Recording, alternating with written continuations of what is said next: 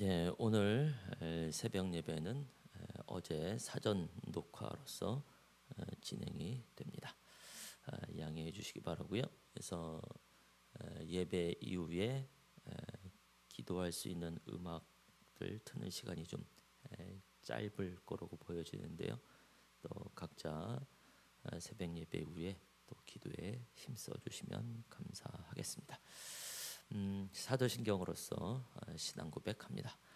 전능하사 천지를 만드신 하나님 아버지를 내가 믿사오며 그 외아들 우리 주 예수 그리스도를 믿사오니 이는 성령으로 잉태하사 동정녀 마리아에게 나시고 본디오 빌라도에게 고난을 받으사 십자가에 못 박혀 죽으시고 장사한 지 사흘 만에 죽은 자 가운데서 다시 살아나시며 하늘에 오르사 전능하신 하나님 우편에 앉아 계시다가 저리로서 산자와 죽은 자를 심판하러 오시리라.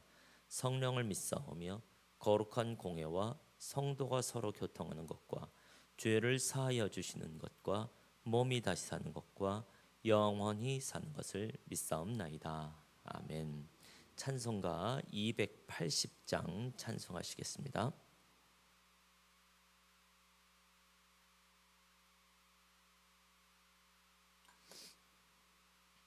찬송가 280장 천부여 의지없어서 손 들고 옵니다. 함께 찬송합니다. 천부여 의지없어서 손 들고 옵니다. 주 나를 외면하시면 나 어디 가리까. 내 죄를 씻기 위하여 피 흘려 주시니 곧 되게 하는 마음으로 주 앞에 옵니다. 처음부터 계신 주께서 영죽을 죄인을 보혈로 구해 주시니 그 사랑 한없네. 내 죄를 씻기 위하여 피 흘려 주시니 곧 되게 하는 마음으로 주 앞에 옵니다. 나의 의지함으로 큰 권능 받아서 주님께 구한 모든 것 늘 얻겠습니다. 내 죄를 씻기 위하여 피 흘려 주시니 곧 되게 하는 마음으로 주 앞에 옵니다. 아멘.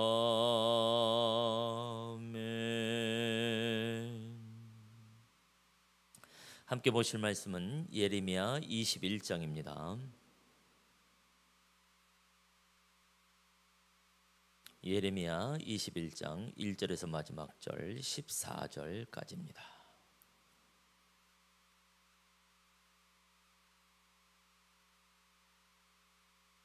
예레미야 21장 함께 읽습니다. 여호와께로부터 예레미야에게 말씀이 임하니라. 시드기야 왕이 말기야의 아들 바수울과 제사장 마아세야의 아들 스바냐를 예레미야에게 보내니라. 바벨론의 느부갓네살 왕이 우리를 치니 청컨대 너는 우리를 위하여 여호와께 간구하라. 여호와께서 혹시 그의 모든 기적으로 우리를 도와 행하시면 그가 우리를 떠나리라 하니 예레미야가 그들에게 대답하되 너희는 시드기야에게 이같이 말하라. 이스라엘의 하나님 여호와께서 이와 같이 말씀하시되 보라 너희가 성 밖에서 바벨론의 왕과 또 너희를 애워싼 갈대아인과 싸우는 데 쓰는 너희 손의 무기를 내가 뒤로 돌릴 것이요 그것들을 이 성 가운데 모아 들이리라. 내가 든 손과 강한 팔 곧 진노와 분노와 대노로 친히 너희를 칠 것이며 내가 또 사람이나 짐승이나 이 성에 있는 것을 다 치리니 그들이 큰 전염병에 죽으리라 하셨다 하라. 여호와의 말씀이니라. 그 후에 내가 유다의 왕 시드기야와 그의 신하들과 백성과 및 이 성읍에서 전염병과 칼과 기근에서 남은 자를 바벨론의 느부갓네살 왕의 손과 그들의 원수의 손과 그들의 생명을 찾는 자들의 손에 넘기리니 그가 칼날로 그들을 치되 측은히 여기지 아니하며 긍휼히 여기지 아니하며 불쌍히 여기지 아니하리라 하셨느니라. 여호와께서 말씀하시기를 보라 내가 너희 앞에 생명의 길과 사망의 길을 두었노라. 너는 이 백성에게 전하라 하셨느니라. 이 성읍에 사는 자는 칼과 기근과 전염병에 죽으려니와 너희를 애워싼 갈대아인에게 나가서 항복하는 자는 살 것이다. 그의 목숨은 전리품 같이 되리라. 여호와의 말씀이니라. 내가 나의 얼굴을 이 성읍으로 향함은 복을 내리기 위함이 아니요 화를 내리기 위함이라. 이 성읍이 바벨론 왕의 손에 넘김이 될 것이요 그는 그것을 불사르리라.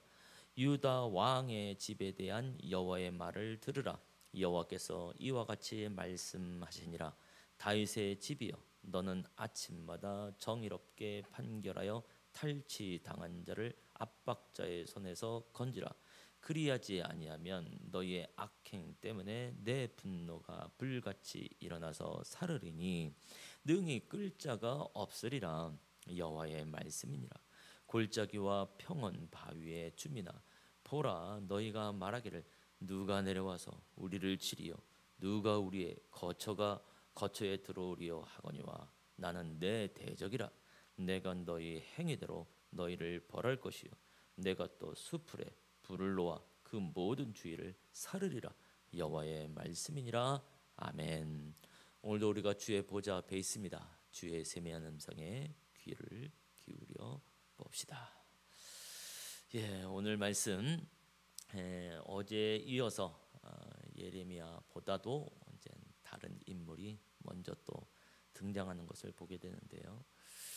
여전히 예레미야에게 여호와의 말씀이 임하면서 시드기야 왕이 등장하게 됩니다. 1절 보니까 시드기야 왕이 말기야의 아들 바수울과 제사장 마하세야의 아들 스바냐를 예레미야에게 보내는 것을 보게 되죠.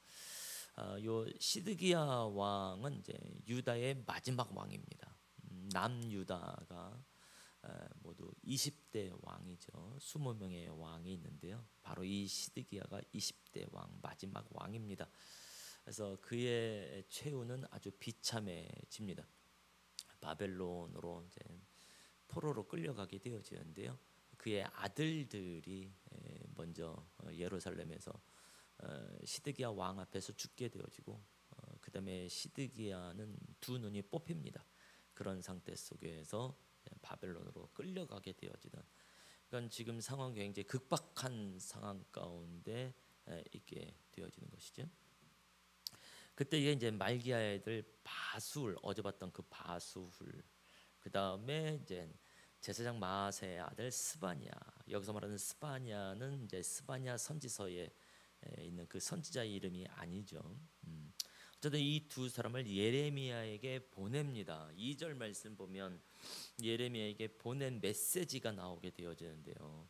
바벨론의 느부갓네살 왕이 지금 우리를 친다.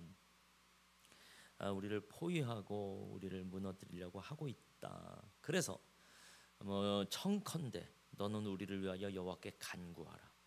여호와께서 혹시 그의 모든 기적으로 우리를 도와 행하시면 그가 우리를 떠나리라.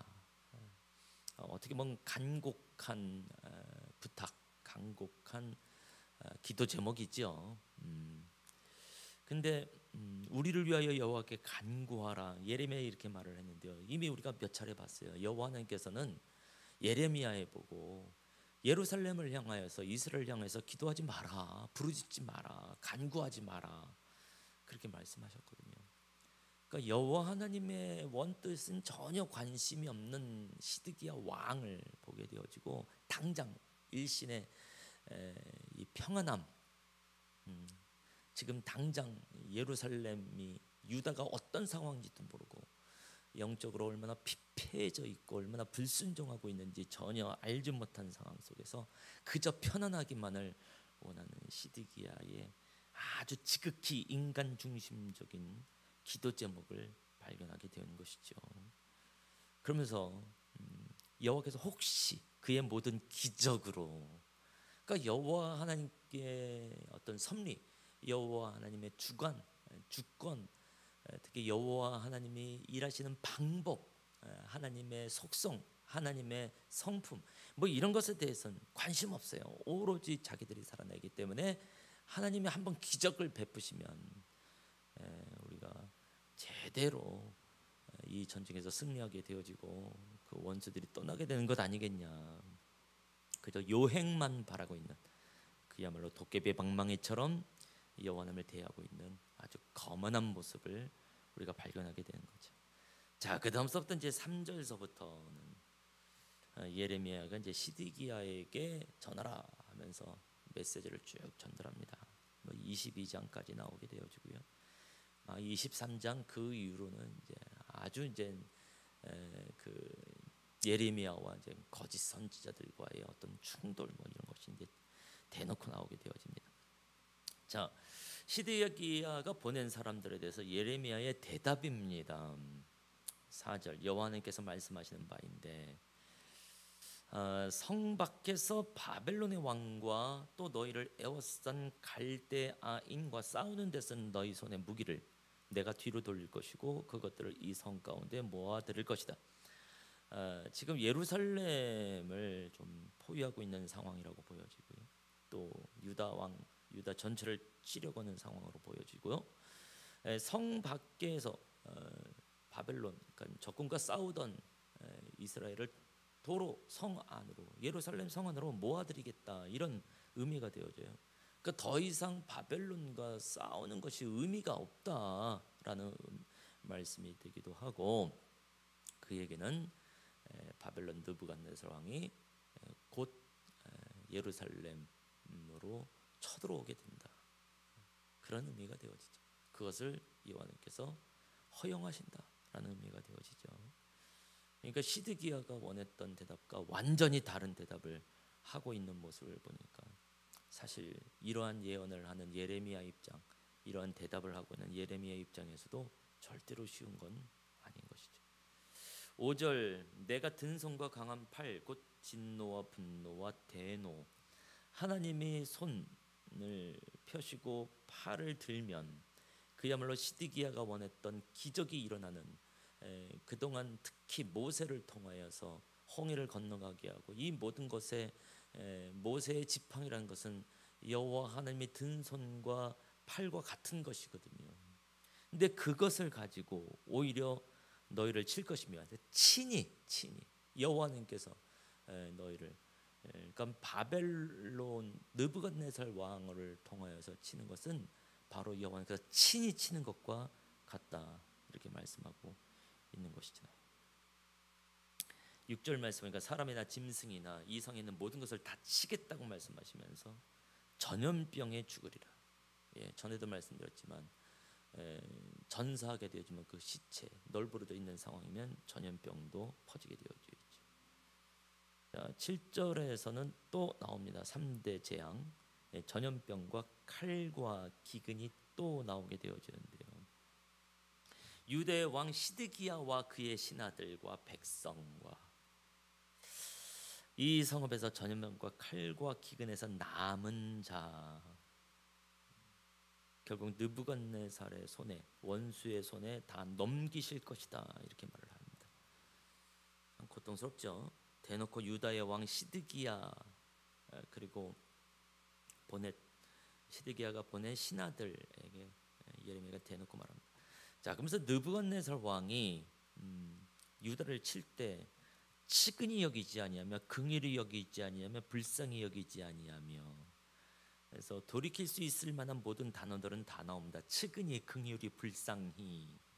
근데 이런 것을 하지 않는 건 완전히 반대로 확실하게 유다를, 예루살렘을 멸하겠다라고 하는 것이고, 그런 것을 계속 허용하고 계시는 여호와 하나님 것을 보게 되는 거죠. 자, 그다음에 이제 8절 말씀을 보게 되면요, 9절하고 함께 이어지면서 하나님께서 두 가지의 길을 제시합니다. 생명의 길과 사망의 길. 그러니까 이 단어들만 보게 되어지면 이것만으로도 이렇게 하면 살 것이고 이렇게 하면 죽는구나라는 것을 보게 되고, 하나님께서 그래도 사망이 아닌 생명의 길을 열어놓으셨구나, 이렇게 보게 되는데요. 우리가 생각하는 만큼의 그러한 생명의 길은 아닙니다.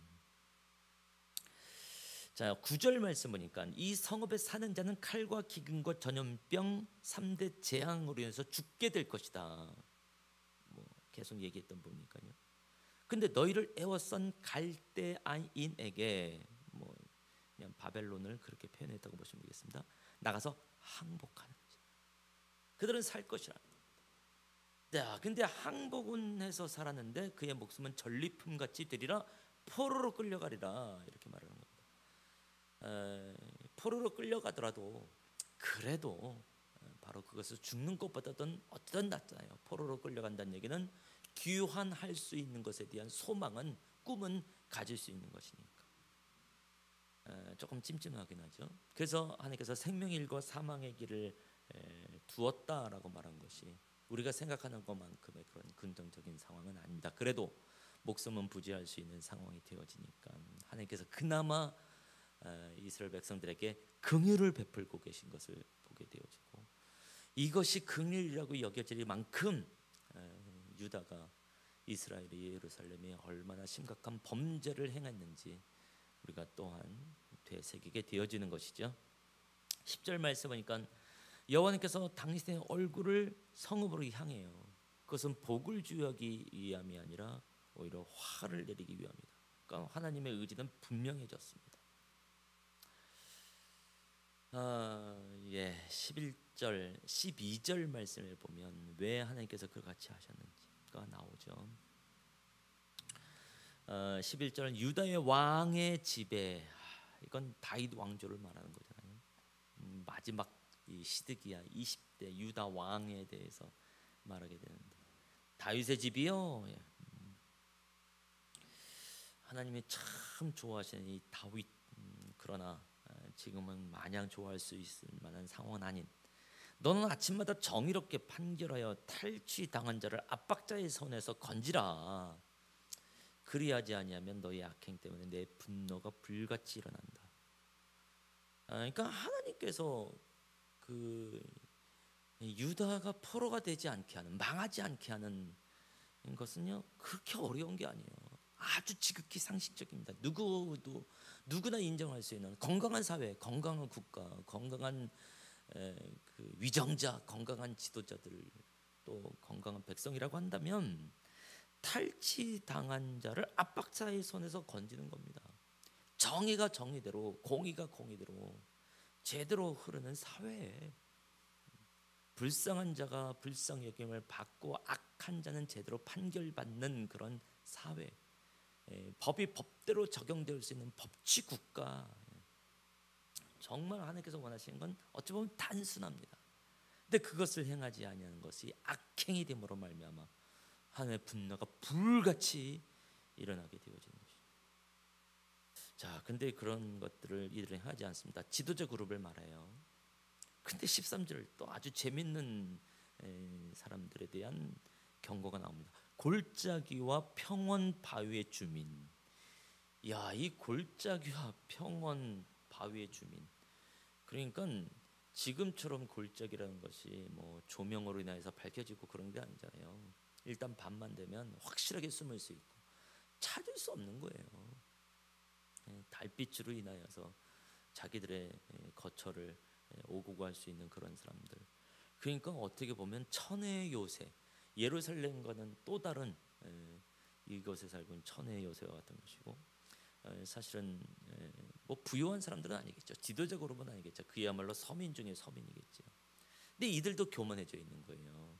자기들의 살고 있는 이 거처에 대해서 굉장히 견고하다고 생각하는 거예요. 뭐라고 말하냐면 누가 내려와서 우리를 치리요, 누가 우리의 거처에 들어오리요. 아무도 모를 거라는 거죠. 그러니까 약간 그 영화 중에 동막골이라는 게 있었잖아요. 그 동막골, 전쟁이 났는지 안 났는지도 모르는 상태 속에서, 그러니까 뭐 그냥 천의 요새처럼 보호를 받는다고 생각했겠죠. 그렇지만 어쨌든 공산당이 들어왔단 말이죠. 마찬가지예요. 자기들은 안전하다고 생각할지 모르겠습니다. 이 안전은 여호와로 말미암은 안전이 아니에요. 분명히 하나님의 선민들임에도 불구하고, 분명히 유다 백성들임에도 불구하고 여호와의 보호하심에 대해서는 관심이 없습니다. 자기들의 거처의 안정성만 추정하고 있는 거죠. 그것도 하나님께는 악행으로 보여지는 거예요. 그래서 14절, 내가 너희 행위대로 너희를 벌할 것이요, 내가 또 수풀에 불을 놓아 그 모든 주위를 사르리라. 이 골짜기 그들이 있는 곳에 불을 놓아 버리면 숨어있던 자들이 다 나올 수밖에 없고, 나오는 자는 또 칼로 죽게 되어지고, 나오지 못하는 자는 또 불에 타서 죽게 되어지고, 실제로 바벨론이 이들에게 이렇게 행했던 것을 보게 되어집니다. 그러니까 굉장히 비참한 상황입니다. 비참한 상황. 그래서 하나님이 그만큼 잔인한 분이라서 그렇게 하는 것이 아니라 그렇게 할 수밖에 없을 정도의 이 유다, 이스라엘, 예루살렘 안에 있는 이 죄악이 얼마나 심각한가, 조상 대대로 얼마나 심각한가. 그래서 하나님께서 그나마 그들을 살리고 포로로 끌려가게 하면서 생명을 주시는 그 긍휼을 베풀 수밖에 없는 상황들을 보면서요, 우리가 주님 앞에 다시 한번 겸손하게 나갈 수밖에 없다라는 생각을 해보게 되어지는데요. 정말 우리는 시드기야와 같은 기도 제목 내놓지 마십시다. 그죠? 일신의 편안함, 잠시 갖게 되는 편안함을 위해서 하나님의 능력을 쓰는 건 말이 안 되는 것이거든요. 우리가 신앙생활을 한다고 하는 것은 바로 하나님의 능력을 이용하는 자들이 아니라 바로 하나님 앞에, 하나님의 말씀 앞에 순복하고 순종하고 그 말씀대로 살아내는, 그러다 보면 정의와 공의가 흐르는 사회가 될 줄로 믿습니다. 기도하시겠습니다. 하나님이여, 시드기야의 기도 제목, 그러나 그것에 대한 하나님의 대답, 예레미야의 대답을 보면서 우리가 또 주님 앞에서 정신 바짝 차리게 되나이다. 하나님이여, 때로는 우리의 간구 제목이, 기도 제목이 우리의 지극히 인간적인 입장에서 부탁할 때가 참으로 많은 자들인 것을 고백하면서 다시 한번 진정한 기도가 무엇인지 알게 하여 주시옵시고, 바로 이러한 자들을 향해서 오히려 여호와께서는 기도하지 말라라고 말할 정도의 경고의 메시지를 했다고 한다면, 우리가 성경을 통해서 진정한 기도를, 진정한 간구를 배워야 되겠습니다. 이 새벽에 주님 하나님의 뜻에 부합한 기도할 수 있는 우리 성도들 되게 하여 주시옵소서. 특별히 오늘도 김수향 성도님을 위해서 기도하게 되어집니다. 주님, 갑상선 암으로 고통당하고 있는 이 일 가운데 하나님 친히 안수하여 주시옵시고, 주님 암의 크기가 줄어들게 하여 주시옵시고, 전이됨이 없게 하여 주시옵시며, 무엇보다도 성대 신경을 보호하여 주시옵시고, 마비된 성대가 풀어지는 자유케 되는 역사가 임할 수 있도록 인도하여 주시옵소서. 예, 주님, 하나님의 따뜻한 손길이 필요하며 그 영혼을 강건하게 해주시옵시고, 그 영혼의 강건함으로 말미암아 육신까지 하나님께서 치료하시는 통로가 될 수 있도록 인도하여 주시옵소서. 또 가까이 기도 제목을 가지고 주님 앞에 나오는 우리 성도님들의 기도에 귀를 기울여 주시옵시고 하나님의 선하신 뜻대로 친히 아름다운 열매를 맺게 하여 주시옵소서. 예수님의 이름으로 기도합니다. 아멘. 하늘에 계신 우리 아버지여, 이름이 거룩히 여김을 받으시오며 나라의 마옵시며 뜻이 하늘에서 이룬 것 같이 땅에서도 이루어지이다. 오늘날 우리에게 일용할 양식을 주옵시고 우리가 우리에게 죄 지은 자를 사하여 준 것 같이 우리 죄를 사하여 주옵시고 우리를 시험에 들게 하지 마옵시고 다만 악에서 구하옵소서. 나라와 권세와 영광이 아버지께 영원히 쌓옵나이다. 아멘. 예, 김세양 성도님을 위해서도 또 우리 성도님들도 기도해 주시기 바랍니다. 수술이 되는데 언젠지 모르겠어요. 그때까지 계속해서 새벽 때마다 부르짖고 금요 기도회 때도 부르짖고 주일 예배 때도 부르짖고 온 교회가 그렇게 기도하면서 나아가기를 원합니다. 오늘 또 사랑방을 위해서 기도해 주시고요. 또 2층 또 지하에 하나님께서 예비한 임차인 만나게 해 주시옵소서. 함께 기도하시겠습니다.